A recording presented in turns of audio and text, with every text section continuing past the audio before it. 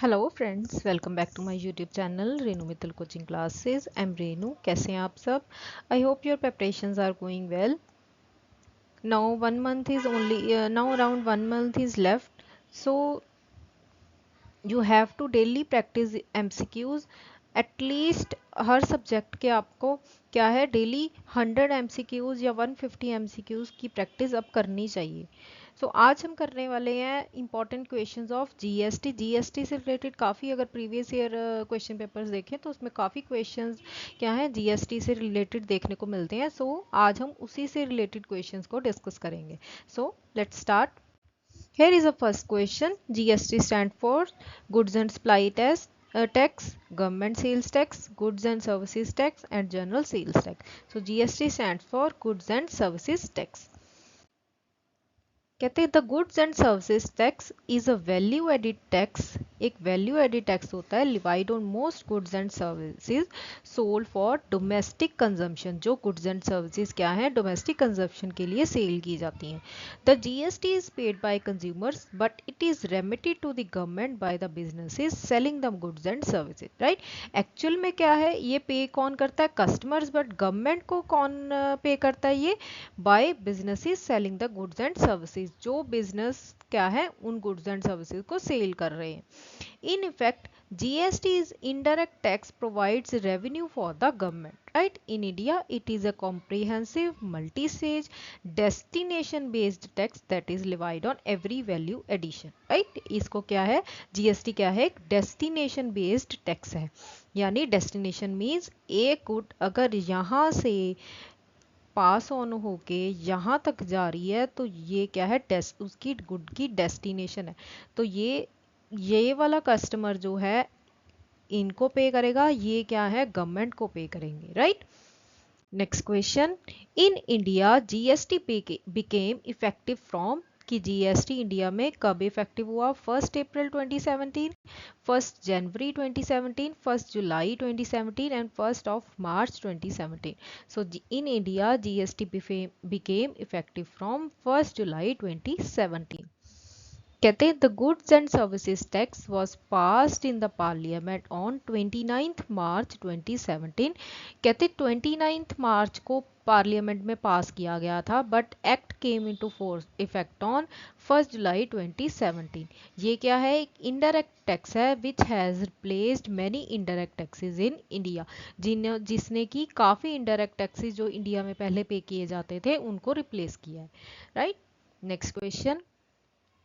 In India कहते हैं GST came effective from 1 July 2017। India has chosen dash model of dual GST. India ने जो model dual GST model लिया है वो कहाँ से अडॉप्ट किया है, यूएसए से, UK, Canadian, China and Japan. अगर हम बात करें तो USA, India has chosen Canada model of dual GST. Canada का मॉडल क्या है, हमने अडॉप्ट किया है। India has chosen the Canadian model of dual GST. Only a handful of countries such as India, Canada and Brazil have a dual GST structure. Right? कहते कुछ ही countries हैं जहाँ, जैसे कि इंडिया होगी अपनी एंड कनाडा एंड ब्राज़ील, जहाँ पे ड्यूल जीएसटी स्ट्रक्चर फॉलो किया जाता है। Next question. GST is a dash based tax on consumption of goods and services. अभी मैंने बताया कि जीएसटी क्या है, हमारा डेस्टिनेशन बेस्ड टैक्स है जो कि गुड्स एंड सर्विसेज की कंजम्पशन पे लगाया जाता है। Right, next question. कहते Indian GST model has dash rate structure, कि जो हमारा इंडियन जीएसटी मॉडल है उसमें कितने रेट ऑफ स्ट्रक्चर को फॉलो किया जाता है, 3, 4, 5 and 6।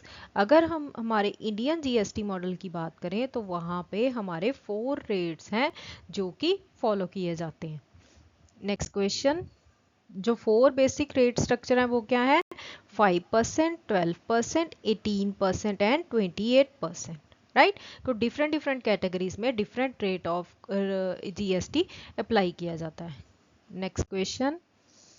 What does I stands for IGST. I का मतलब क्या है, अगर हम आईजीएसटी की बात करें, इंटरनेशनल, इंटरनल, इंटीग्रेटेड और इंट्रा।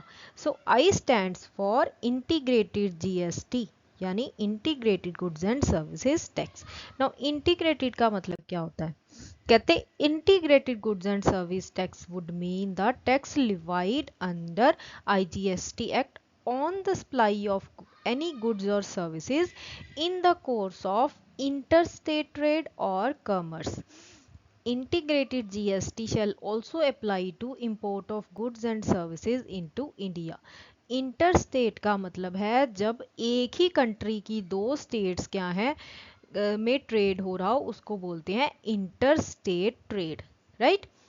कहते इंटीग्रेटेड जीएसटी कहते also apply to import of goods and services into India, कि जब इंडिया में इंपोर्ट किया जा रहा है गुड्स एंड सर्विसेज के, तब भी इंटीग्रेटेड जीएसटी ही अप्लाई किया जाता है। Clear? Next question, how many types of taxes will be in Indian GST? Indian GST में कितने टाइप्स ऑफ टैक्सेस लगते हैं? अभी हम रिसेंटली करके हटे हैं। There are 3 type of taxes, right. First one is state GST, central GST and integrated state GST, central GST and union territory GST, IGST, right. State में ही यूनियन टेरिटरी भी आ गया, and central GST and IGST. Clear?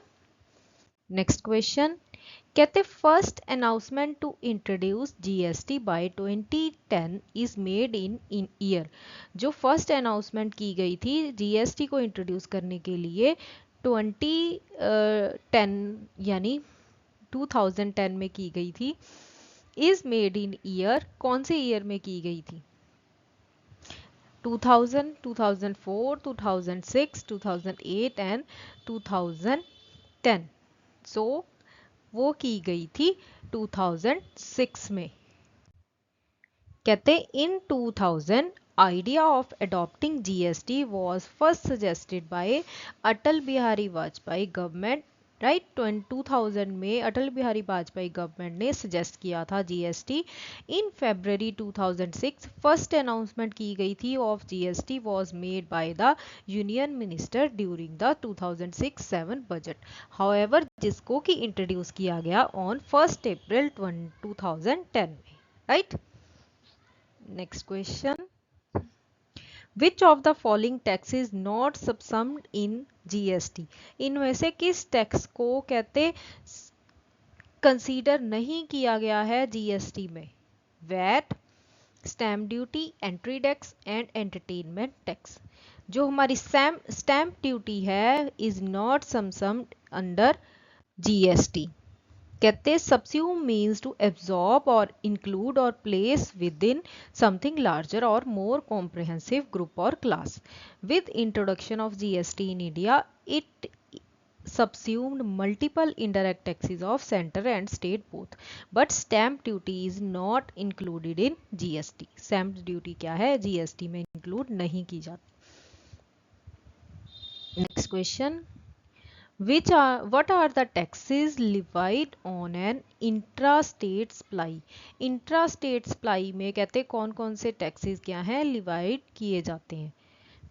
CGST, SGST, CGST and SGST and IGST। सो अगर हम intrastate supply की बात करें वहां पे CGST भी अप्लाई होता है एंड SGST भी अप्लाई होता है। कहते when the place of supply of buyer as well as the location of the seller is in the same state, a seller must collect both SGST and CGST from the buyer, right। कहते जब एक ही state की बात हो रही हो जहाँ पे बायर भी उसी स्टेट का है एज वेल एज जो सेलर है वो भी उसी स्टेट का है, तो जो सेलर होगा वो क्या है both state GST and central GST क्या है बायर से कलेक्ट करेगा। The state GST gets deposited with the state government and जो सेंट्रल जीएसटी होगा वो सेंट्रल गवर्नमेंट के पास चली जाएगी, right. This is intra state supply. जो इंटर स्टेट सप्लाई होती है वो क्या होती है डिफरेंट डिफरेंट स्टेट्स में जब हम लोग ट्रेड करते हैं, right. What is the maximum rate prescribed under CGST? Central goods and services tax में कहते हैं जो मैक्सिमम रेट है वो कितना प्रेस्क्राइब किया गया है। अब यहाँ पे कुछ स्टूडेंट्स होंगे वो जो सीधा कह देंगे कि 5%, 12%, 18% एंड 28%। सो मैक्सिमम रेट कितना है 28%। बट यहाँ पे सेंट्रल गवर्नमेंट सेंट्रल जीएसटी के अकॉर्डिंग जो मैक्सिमम रेट प्रेस्क्राइब किया गया है वो है 20%।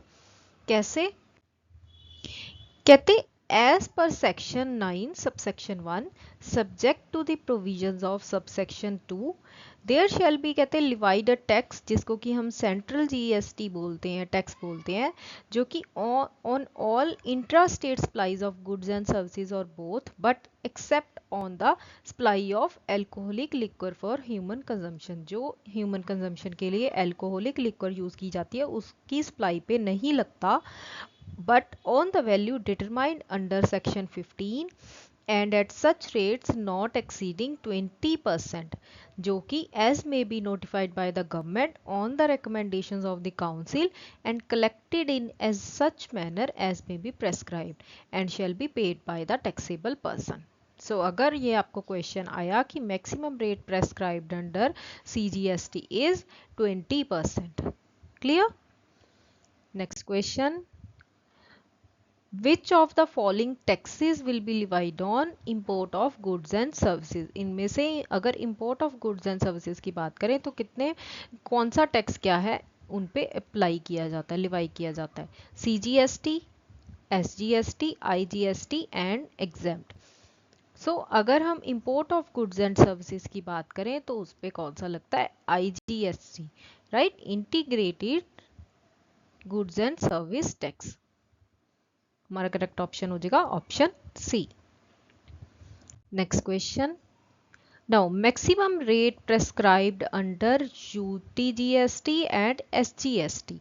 अब बताना है हमने कि मैक्सिमम रेट जो प्रेस्क्राइब किया गया है अंडर यूटीजीएसटी एंड एसजीएसटी वो कितना है? 14%, 20%, 28% और 30%। सो जो मैक्सिमम रेट प्रेस्क्राइब किया गया है अंडर यूटीजीएसटी एंड एसजीएसटी वो कितना है हमारा? 20%, वो भी 20% है, right. Next question. How will the goods and services be classified under GST regime?